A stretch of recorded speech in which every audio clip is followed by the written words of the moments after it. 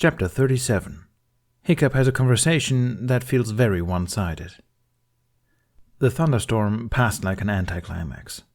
On the way back to Hiccup's house, Jamie spotted his friends and left to hang out with them, while Roughnut and Toughnut announced they had some experiments to conduct concerning, in their words, lightning.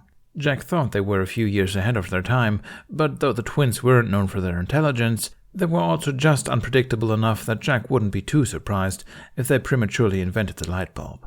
He left them to it. The second he was alone, Jack stopped in his tracks. He drummed his fingers against his staff, grinding his teeth. It had certainly been an unconventional show of his powers back there. He wasn't sure how he felt about it. He was happy, but not for his own sake, was what it felt like. He was happy for Jamie and the hope lighting up his eyes. He was happy at the thought of getting Babytooth back. He was happy thinking about how he would come to the Guardian's aid soon. He only hoped that they were still restraining the time fragment. There was no time for Jack to hesitate. And yet...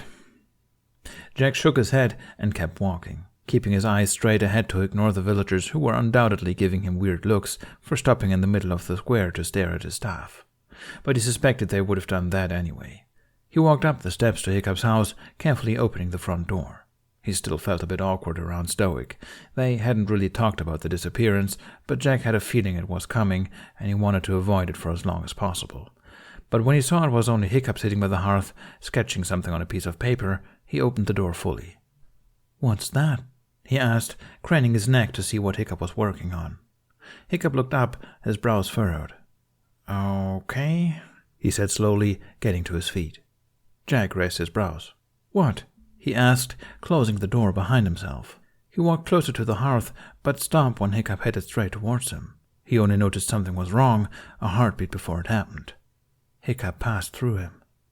The crackling from the fire turned suddenly quiet. Jack remained standing, staring at the empty space where he had just been looking at Hiccup's eyes.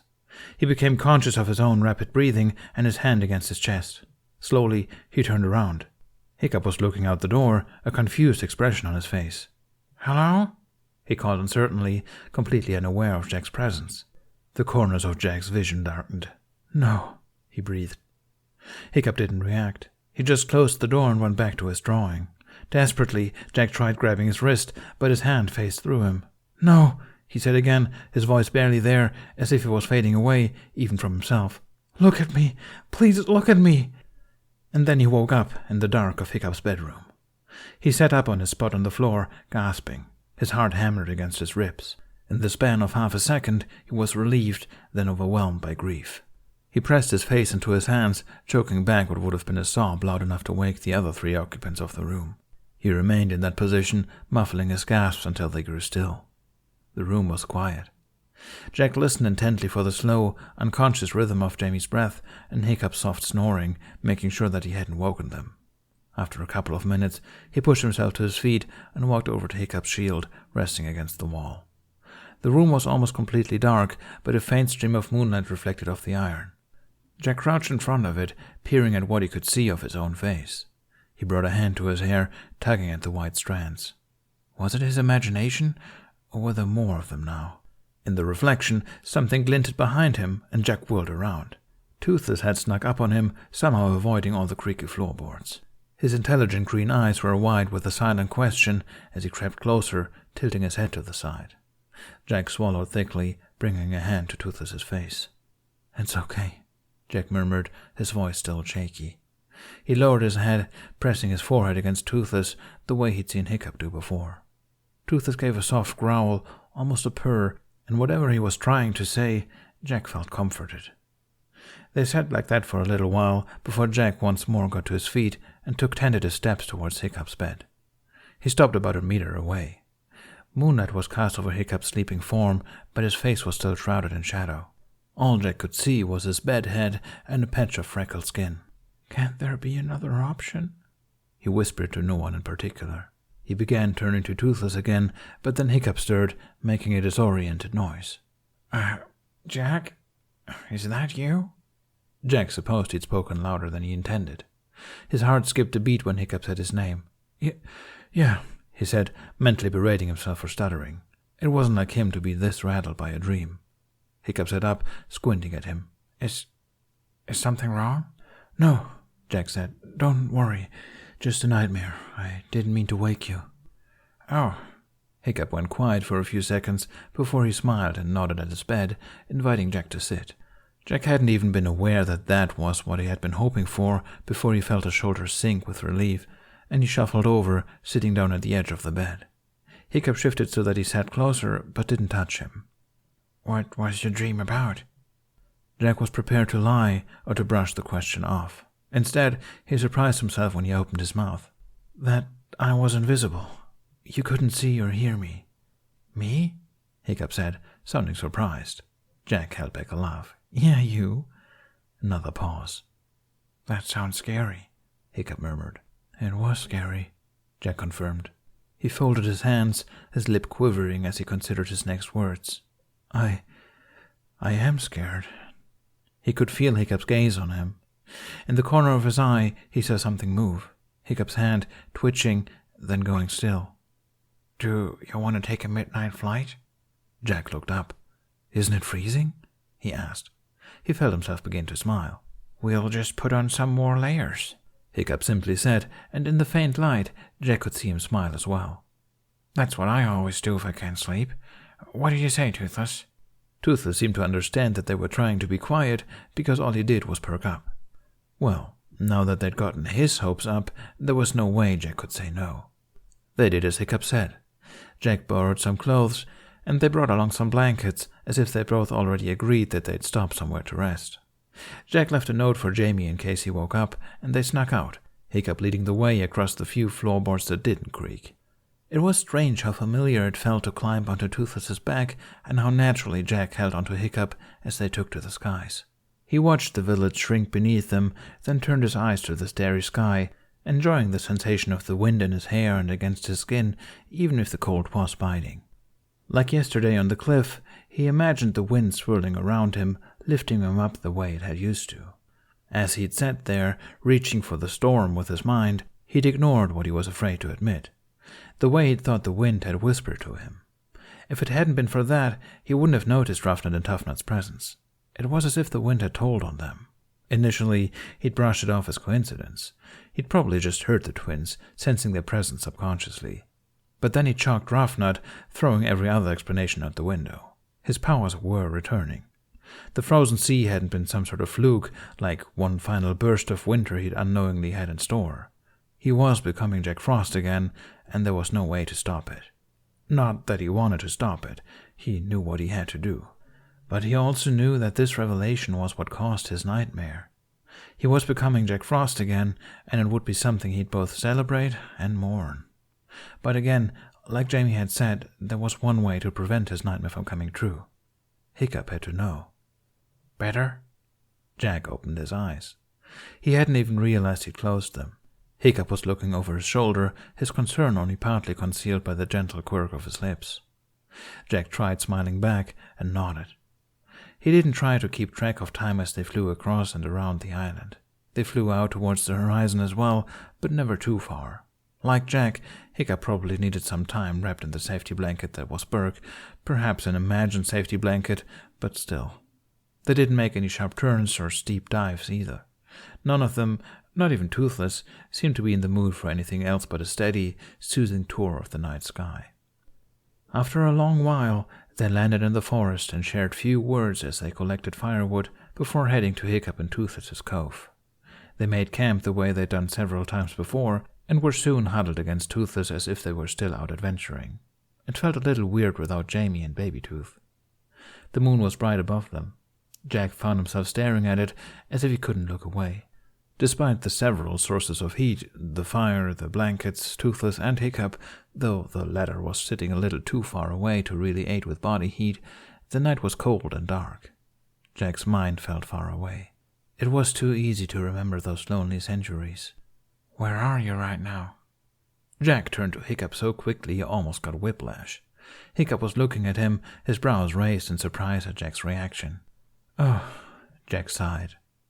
His breath came out in a puff of fog. He shook his head. Just thinking? I can see that, Hiccup said. Jack didn't like how knowing his expression was. Do you want to talk about it? Strangely, he did. Jack fidgeted with his staff. He'd brought it, of course. It was more important to have it now than ever. Not that the staff was the source of his powers. It was just a neat way to channel it. And if he remembered his first years as Jack Frost correctly, learning to use his powers had been a lot easier and a lot less dangerous while using the staff to contain himself. "How's your leg?" Jack asked. Hiccup looked a bit dissatisfied about the subject change, but he looked down at his prosthetic. "Fine," he said. "Doesn't hurt, and whatever it is hasn't spread that much." The much part of the answer didn't make Jack feel any better. There was silence for a few seconds. "Are you," Jack started, staring into the fire, "are you afraid of death?" The following silence betrayed this wasn't what Hiccup had expected him to ask. "I don't think I'll die," Hiccup said. "Not because of this, anyway." Jack glanced at him. "Why not?" he asked, because Hiccup had seemed pretty worried about that idea up on Gothi's balcony. Hiccup pressed his lips together. "I guess I'm a bit arrogant," he said, and smiled sheepishly. "I mean, we've survived so much. Not surviving seems impossible. I know it isn't, of course, but a part of me is just naive enough to believe it." He went quiet, his gaze distant for a moment. Then he tentatively met Jack's eyes again. "What about you?" Was he afraid to die? Jack looked up at the moon. "In a way." "What way?" "It comes so suddenly. It's not too bad when it happens. I'm just afraid for those I'll leave behind." Hiccup wrung his hands, his brows furrowed. He nodded. "You know more about that than I do," he murmured. "I'm sorry if I sounded insensitive." Jack blinked several times before he realized Hiccup wasn't referring to Jack himself dying, but his family. At least that's what he hoped he was doing. But since the question Hiccup had asked after the snowball fight, Jack couldn't be sure. He swallowed down his nerves and shook his head. "That's all right. You didn't," he said. He opened his mouth, then closed it again. Finding the right words was hard when it felt as if half his vocabulary was made out of secrets. He started saying, then stopped. He inhaled softly and looked up at the moon again. At least he knew how to pour his heart out to him. "Jamie asked you not to let me pull away, and I think he was right to do so, no matter how embarrassing that is." He smiled weakly, but kept his eyes at the sky. "I have lost a lot already. Gaining something just to lose it again, I'm afraid it might hurt just as much as it did the first time, if not more." Hiccup was quiet, as if he could sense Jack wasn't done talking, despite the long pause. "What is the scariest moment of your life?" Jack asked. Hiccup's gaze went vacant again. "Probably battling the Red Death," he said after a moment's consideration. "There have been other times, but that was the first. If Toothless and I hadn't succeeded, the Red Death, it would have been the end of Burke." Jack studied Hiccup, momentarily distracted from his own dark thoughts to think about who exactly was sitting beside him. Small and quiet in the light of the campfire, it was difficult to imagine everything that existed inside of him. He reminded Jack of the wind, with its capacity for gentleness, but also the intensity to pull rooftops off houses. Jack might be the one whose body used to harbor storms, but it might as well have been Hiccup. Jack didn't want to lose him. "I feel like I'm about to face my Red Death all over again," Jack said, his voice barely above a whisper. "And I don't want to, but I have to.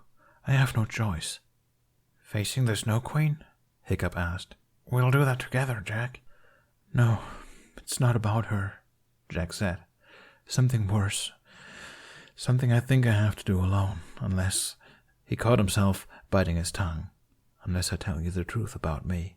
He buried his face in his hands. "I still have time." "Time for what?" Hiccup asked. There was a tinge of fear in his voice. Jack inhaled slowly. He let his hands fall and forced his expression to soften, sending Hiccup a smile. "Time to spend being who I've been the past months," he said. "I just wish I could forget about what comes after. Because right now I'm still here. I don't want to waste any of it." Hiccup looked worried. A bit confused as well, and rightly so. He sat still for so long, the only thing revealing he wasn't a statue was the way his eyes flickered. "Do you have to leave?" he then asked. It was almost enough to make what was left of Jack's composure shatter. "Not yet," was all he managed to reply, keeping his voice quiet in case it wavered. The disappointment in Hiccup's eyes was clear as day, but after a moment he suddenly frowned and turned to Toothless, reaching for the bag tied to the saddle. "What?" Jack asked. "You said you wanted to forget," Hiccup said, and pulled out the waterskin Edon had gifted them with a mischievous smile. "How about that?" Jack slowly smiled back. "What about waiting for a moment to celebrate?" Hiccup made a mock pompous expression, uncorking the waterskin. "Every day with you is a moment to celebrate, Jackson Overland," he said, with just a hint of bashfulness shining through the playful tone. He drank from the waterskin, then immediately brought a hand to his mouth, making a choked noise. He swallowed with apparent difficulty. Jack barely held back a laugh. "You okay there?" "Gods, that's not mead," Hiccup coughed, and as if he thought that was good advertisement, he handed the waterskin to Jack. When Jack didn't take it, he raised his brows. "Don't you want it?" "The effect of it, maybe," Jack said. "The taste? I don't know." "It's good," Hiccup said, and grinned when Jack squinted at him. "It's all right, at least." Jack took the waterskin. He sniffed it, wrinkled his nose, then took a sip. At first it was all right, but then it reached his throat, and it felt as if it had been set on fire. He grimaced, a violent shudder going through his body. But once the initial discomfort passed, what was left was a prickling, comfortable heat in his chest. "It's good," he said, his voice hoarse. Hiccup snorted. "You don't mean that." "I do," Jack said. He braced himself and took another sip, not quite able to keep the grimace off his face. Hiccup laughed. Jack pointedly handed the waterskin back to him. They sat like that for a while, sending the not mead back and forth. It evolved into a staring contest with an added challenge of taking a sip without making a face, and then eventually to who could take the biggest gulp. Jack felt like he was too wrapped up in his own worries to feel any effects, but the burn was just horrible enough to push those thoughts to the back of his mind. They stopped playing when Hiccup laughed and got the alcohol on his nose. Though he had a certain dramatic flair sometimes, Jack could tell the agonized moan he made had some real emotion in it. It took a long time before either of them managed to stop laughing. "Jack," Hiccup said, once they'd calmed down a bit. Jack noticed a small change in his demeanor, a carefreeness that he didn't often see in him. Personally, Jack didn't feel much different, so he guessed Hiccup was just more of a lightweight than him. Hiccup looked up at the stars, a sort of confused frown on his face. "Can I ask you something?" Jack tried to discern his expression. "Shoot," he said. "Do you often dream about being invisible?" Jack tried discerning his expression even harder, but didn't have much luck. It just seemed like an innocent question.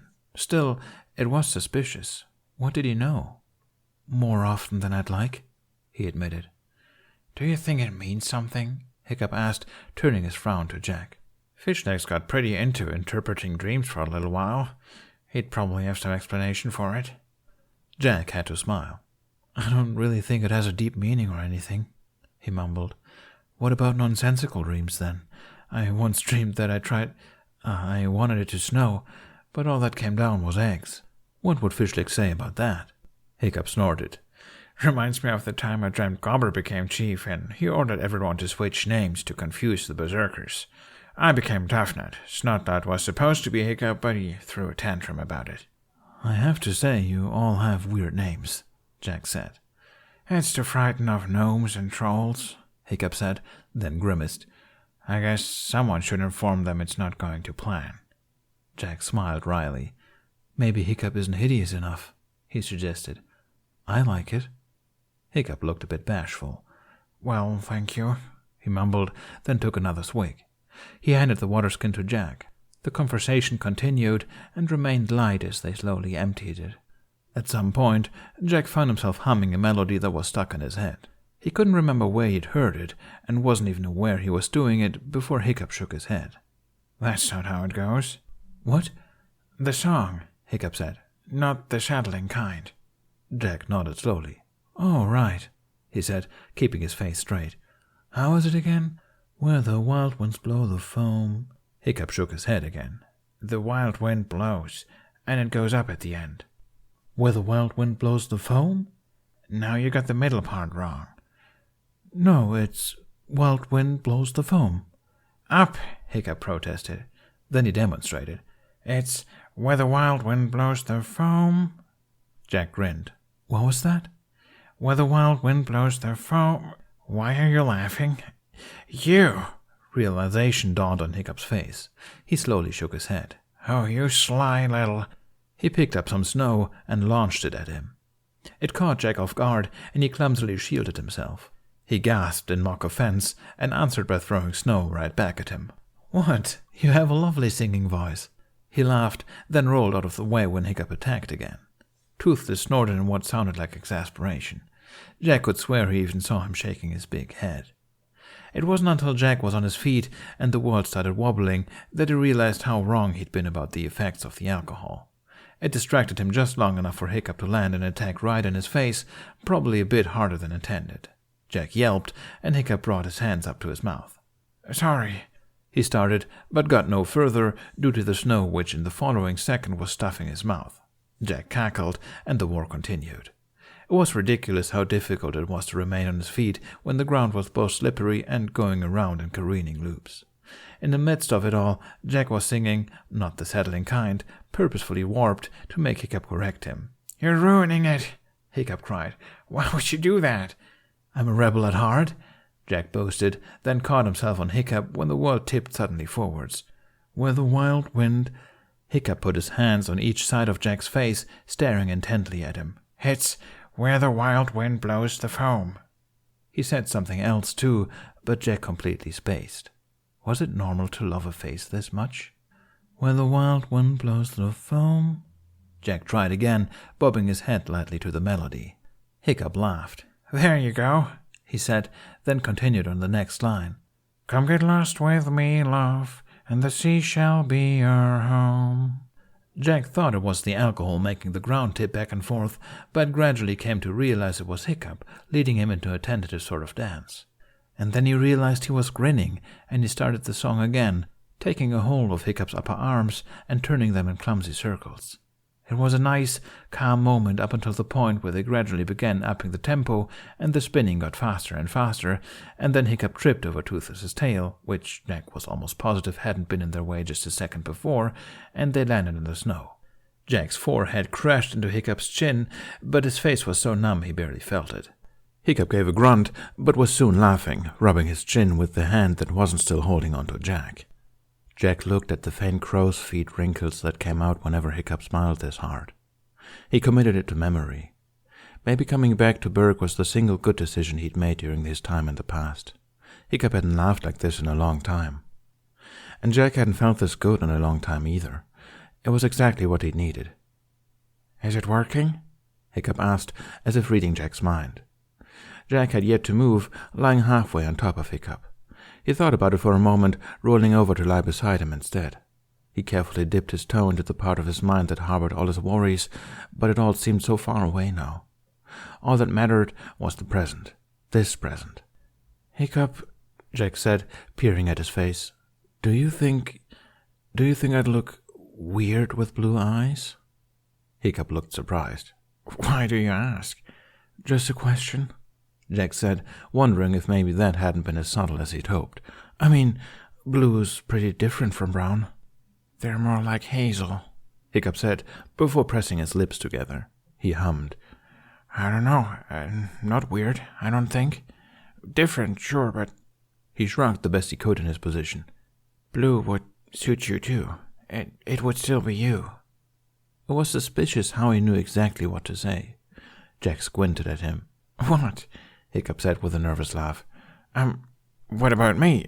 Blue eyes aren't so different from green, I guess. Jack resolutely shook his head. I like your face as it is, he told him. Hiccup looked back at him as if Jack had just challenged him with a particularly difficult math problem. Not that Jack had ever learned math. He opened and closed his mouth a few times. Back at... he started, then hesitated. Back at Eden and Rune's place. Did you say you saw your sister in the vision? For some reason, Jack could tell that wasn't what Hiccup had been going to say. He nodded. The last one and the one before that, he replied slowly. How so? Just thinking about what you said, Hiccup murmured.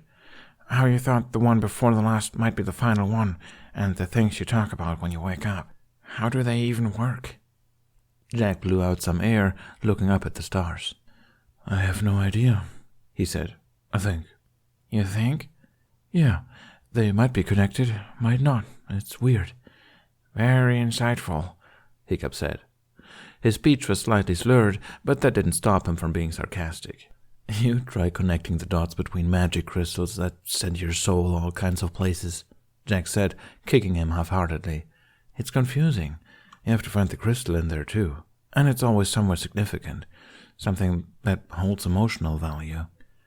Was your sister, involved in the whole magic business? Hiccup asked. Jack laughed softly, letting his head loll to the side so he could look at Hiccup again. Not in the way we are, he said. But she believed everything I told her.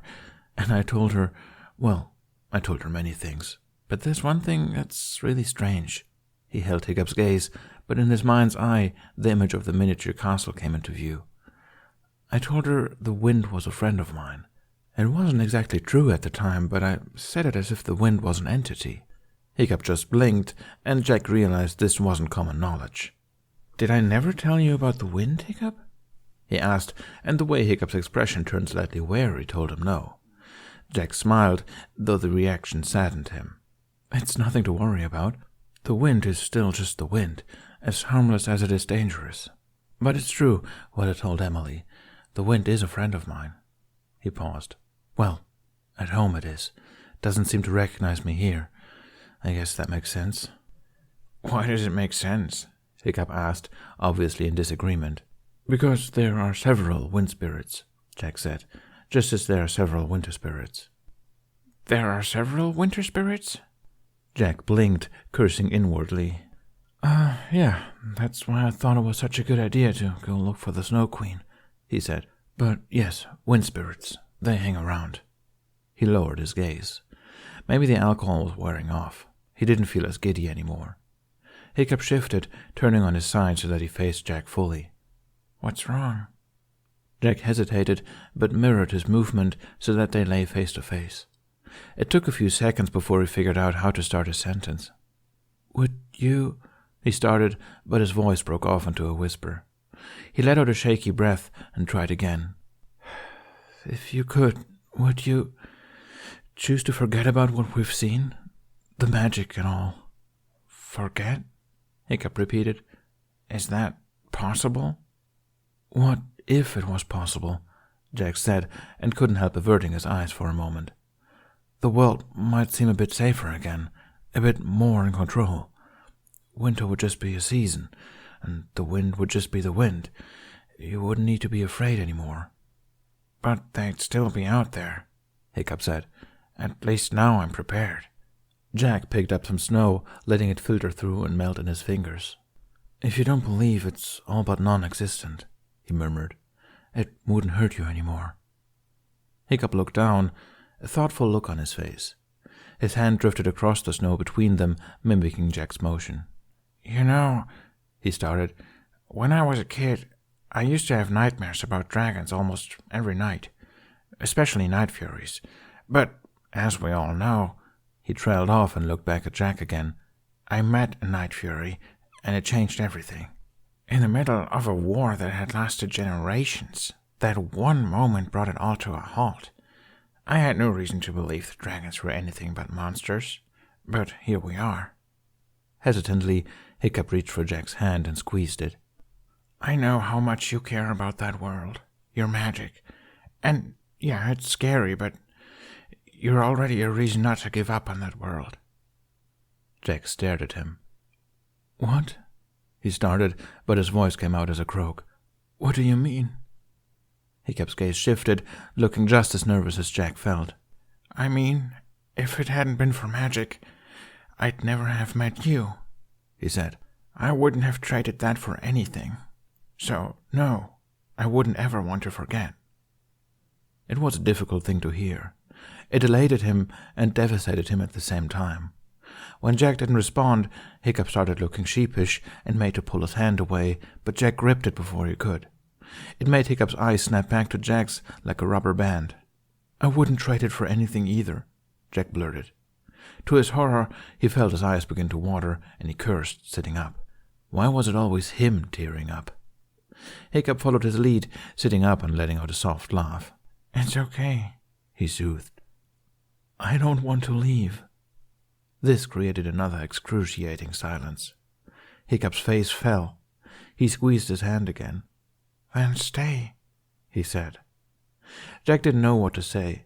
He knew it was impossible, but hearing it still made it feel like he was turning into pure electricity or dissolving into snowflakes. But Hiccup's hand remained firm around his own, and his gaze bore into Jack's. And then, when it became clear Jack had lost the ability to speak, Hiccup's shoulders sank in a sigh, and he brought Jack into a tight embrace. "Don't cry," he pleaded. "This night was supposed to be about forgetting." Jack made a choked sound. "I'd say it's the alcohol, but this is just my natural charm," he managed to mumble. He pressed his face into Hiccup's neck, clinging onto him like it was life or death. "Will I remember this tomorrow?" Hiccup made slow circles on his back. "I don't know. Do you want to remember?" And Jack laughed again. What a stupid question. If this night had to end, he wanted to remember every second of it. As far as Hiccup knew, Jack did seem to remember when they woke up the next morning, once again both squeezed into Hiccup's bed, which created all kinds of problems for Hiccup. First of all, he woke up at the same time as Jamie, and Jamie sent him a smile so impish Hiccup refused to believe that he wasn't related to Jack. Then Jamie had politely excused himself as Jack began stirring and left the room. Second of all, Jack acted normal. Well, normal by Jack's standards, not counting the way he cradled his head. Hiccup got them both some water, and they spent their late morning sitting outside the house, mustering the strength to swallow down some breakfast. None of them mentioned what had happened last night, but Hiccup could tell Jack remembered. It was hazy, sure, but Hiccup remembered it all in detail. Oh, if only he had the guts to just ask, "Hey, Jack, do you like me? Like me?" He shook his head. Awful. "Something wrong?" Jack asked. Hiccup took a sip of water to stop the sarcastic reply rushing towards his tongue. He cleared his throat. "Just tired," he said in a hoarse voice. Jack hummed in agreement. He drummed his fingers against the tankard, his gaze fixed at some point in the snow. "Almost makes you regret it," he murmured. "The aftermath." "Do you regret it?" Hiccup asked. He didn't mean to sound so distraught, but couldn't stop himself. Jack glanced at him, then looked away with a smile.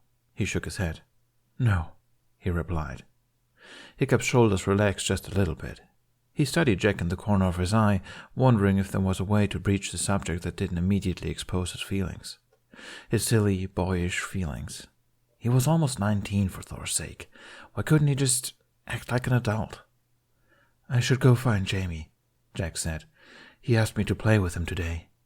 "Oh," Hiccup said, swallowing his disappointment. "Okay."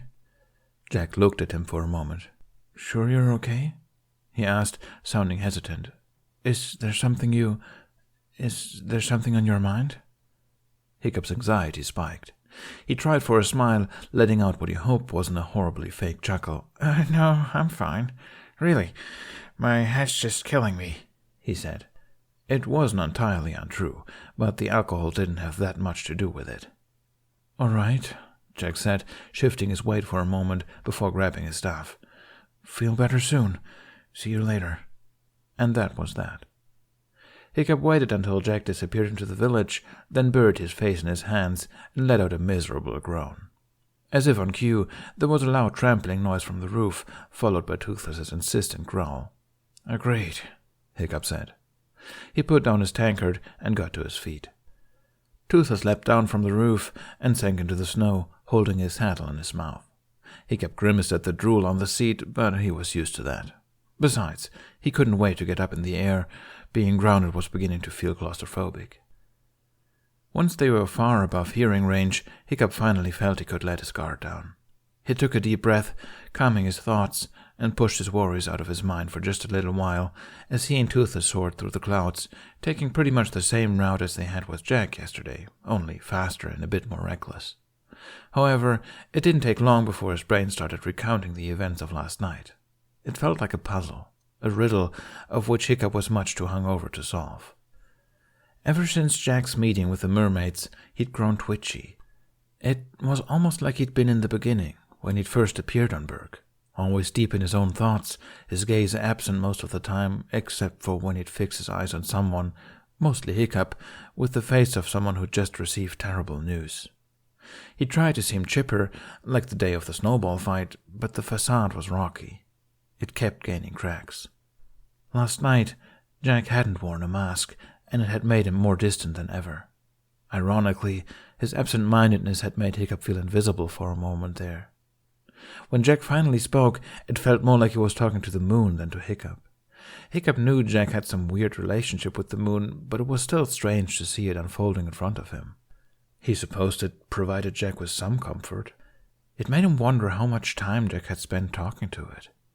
It made him wonder what Jack's deal with invisibility was. Hiccup had asked the question somewhat as a joke yesterday, if Jack's nightmare had some sort of meaning, but he was genuinely curious. The first time Hiccup had felt a real connection to Jack was when they'd bonded over the past loneliness, but for Jack it somehow felt more intense. But Jack had told him he didn't think it had a deeper meaning. Still, the conversation stuck with Hiccup. To be fair, the entire night stuck with him. Jack sometimes felt like getting whiplash. He was so careful about letting people in, but then suddenly he'd open his mouth and say something like, "Are you afraid of death?" Everyone was afraid of death, and the one asking that question usually feared it the most. Yet, in a way that Hiccup had trouble understanding, Jack seemed strangely calm about it. Or maybe it wasn't that Hiccup didn't understand. Maybe it was more that he was afraid to understand. Why did Jack think so much about death? It was as if he was preparing himself for it. Something he'd said in Gothi's hut rang in Hiccup's head. The Snow Queen will have nothing to hunt for one. Jack wouldn't possibly ever go that far, would he? One thing Hiccup knew for sure, Jack was preparing to leave. That much was indisputable. The one thing that had never changed was Jack's drive to bring Jamie safely home, even if his feelings around the goal had gone from determination to despair. That was one thing last night had proven. Jack didn't want to leave. Hiccup almost felt happy about it if it wasn't for how much the wish to stay was hurting Jack. In the midst of it all, Hiccup was selfish enough to wonder what it all meant for the two of them. He didn't understand what they had. He didn't know if Jack understood it either. But after last night, Hiccup dared to say that Jack wanted to be with him as much as Hiccup did. He just didn't know how Jack wanted to be with him. Because on one hand, neither of them had made a move. But on the other, Hiccup had overheard Alva speaking to Jack while they thought he slept. Even Jack couldn't be that oblivious. He had to have understood what Alva insinuated. And so, why hadn't he corrected her? Hiccup dragged his hand down his face. "Am I stupid?" he asked out loud. "He's scared enough as it is. I just have to tell him." Toothless grumbled, and Hiccup couldn't tell if he was agreeing or not. He pressed his lips together, holding back a frustrated yell. All that came out was a broken whine, and he let his body flop forwards, his arms hanging limply on each side of Toothless's neck. On the bright side, even if Jack didn't like him in that way, it didn't stop him from being close to him. It didn't stop him from holding onto Hiccup's arms, turning them around in a sort of dance and singing off-key with him. Jack was so private, and yet he'd grown so comfortable with Hiccup, it felt like they'd known each other for ages. If nothing else, Hiccup loved the friendship they'd made. They flew for a little while longer, until Hiccup's hangover finally subsided enough for him to feel hungry. Toothless swooped down to the waves and got himself some seafood, and then they went to find a spot to eat. They landed in the clearing where Hiccup had seen Jack teach Jamie how to spar, but since the duo wasn't there, they had to be doing something else today. Hiccup and Toothless settled down, Toothless wolfing down his fish, while Hiccup forced down the daily portion of Gothi's stew. He had almost asked him the day before. "Back at Alva's Island, I overheard you," was what he'd wanted to start with. But he'd chickened out and asked about the crystals instead. Not just because he was afraid to be rejected, but because Jack might have taken it badly that Hiccup had been listening in on their conversation. But then again, they had been having a conversation right in front of him. He'd been asleep, not dead. However, it wasn't a complete failure. Hiccup might not yet have the guts to pour his heart out, but the aversion gave light to something he hadn't considered before, and now he felt pretty stupid for that.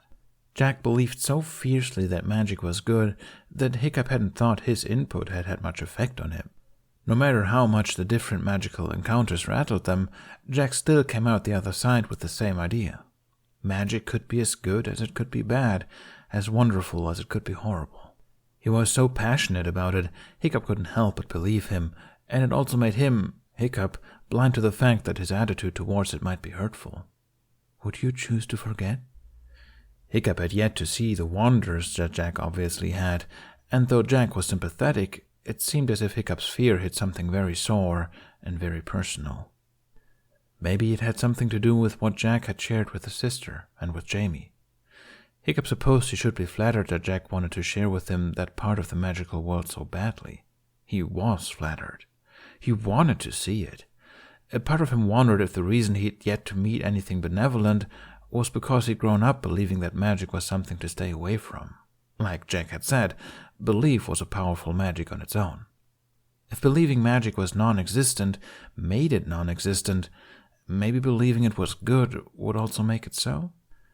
He put down the empty container, swallowing the last of his stew. Wringing his hands, he looked around the empty clearing. He opened his mouth, then closed it again, grimacing. Gods, this felt ridiculous. Hello? He called half-heartedly. Toothless lifted his head, sending him a questioning look. Hiccup just shrugged. I'm talking to the wind? He waited a few seconds, looking around before remembering the wind wasn't something he could see. He shook his head and closed his eyes. I'm not sure how this works, but are there any wind spirits here? He paused. Jack told me about you, he added for good measure. You seem kind of close. For a second, he thought he heard something. It almost sounded like a giggle. He got to his feet, his hand reaching for Inferno. Toothless snorted, as if to remind him the wind wasn't something you could fight either. Hello? He called again, a bit sterner this time. Is anyone there? That's hilarious, but you can stop now. You got me. He waited, expecting the twins to burst out of the bushes or something like that. But nothing happened. The clearing remained quiet and empty. Toothless wasn't different, so maybe it had just been Hiccup's imagination. He was about to give up, but a small gust of wind made him stand his ground. He turned around, ignored the voice in his head calling him an idiot, and raised his hand up. Wind? He tried again. If you're real, I mean, obviously the wind is real. If you can understand me, and if you're there, now would be the best time to prove it. There was another breath of wind, but faint enough that it didn't really tell Hiccup anything. But then it seemed to pick up. It rustled the trees and brushes, the rushing building up so suddenly Hiccup almost dared believe it was intentional. And then, just as he was about to convince himself it was only a coincidence, he felt it swirl around him, swooping down to the ground and picking up snowflakes. It danced around Hiccup and Toothless in a tiny whirlwind in a near-perfect circle. Then it rushed to Hiccup again, flowing through his hair, leaving snowflakes in his wake. The clearing went silent again. Hiccup's hand was still outstretched. He became aware that he was gaping. Toothless, he huffed, turning to the dragon. Toothless had sat up and was looking around with mild bewilderment as well. Did you just see that? Did you see that? He laughed, bringing a hand to his ear. I can't believe it. It actually worked. Is this a dream? No. He laughed again, shaking his head. It's real, He took a moment to catch his breath. He knew it was real. He could feel it, the way he always could feel magic. But what was different was this truly felt friendly. I have to tell Jack, Hiccup said, catching Toothless's jaw in his hand. He sent him a wide grin. Can you believe this, Toothless? We have to tell Jack. Toothless showed that he was on board by licking Hiccup's face. Come on, man.